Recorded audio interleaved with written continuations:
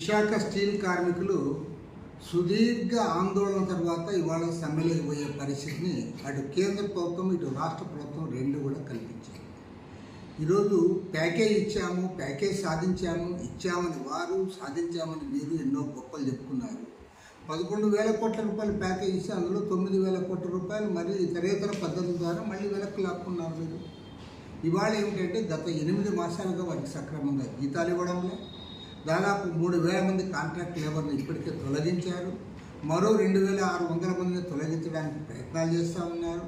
1,400 మంది పర్మనెంట్ కార్మికులకు వీఆర్ఎస్ ఇచ్చారు.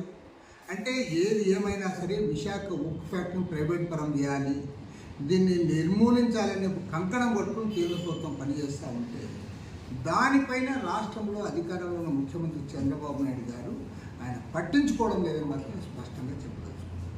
ఇవాళ అటు పర్మనెంట్ కార్మికులు, ఇటు ప్రైవేట్ కాంట్రాక్ట్ కార్మికులు వారందరూ కూడా సమ్మెలోకి పోయే పరిస్థితి మీరే కల్పించారు. కాబట్టి ఏమంటే నేను గ్యారంటీగా చెప్తా ఉన్నా, ఇవాళ కేంద్రంలో రాష్ట్రంలో అధికారంలో ఎన్డీఏ ప్రభుత్వం వల్ల డబుల్ ఇంజన్ సర్కార్ అని మీరు ఏదైతే మీరు ప్రచారం చేసుకున్నారో అది పేపర్ మీద ప్రచారానికి పనికొస్తూ ఉంది తప్ప ఏమాత్రం కూడా రాష్ట్ర ప్రయోజనాలు కాపాడడం లేదు.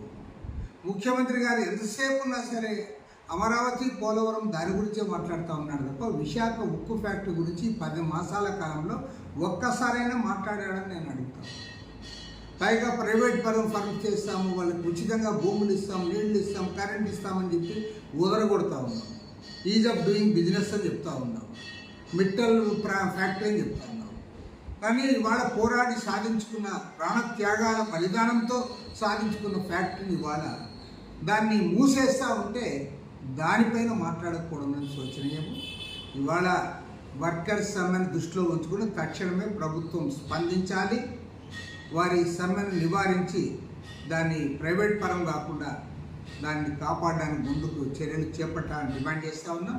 అదేవిధంగా కార్మికులకు మద్దతుగా వామపక్ష పార్టీల ఆధ్వర్యంలో రేపు విజయవాడ నగరంలో మేము వారి సంఘీభావ ధర్నా కార్యక్రమాన్ని కూడా నిర్వహిస్తూ ఉన్నాం. ప్రభుత్వమే ముద్దాయిగా నిలబడుతుంది.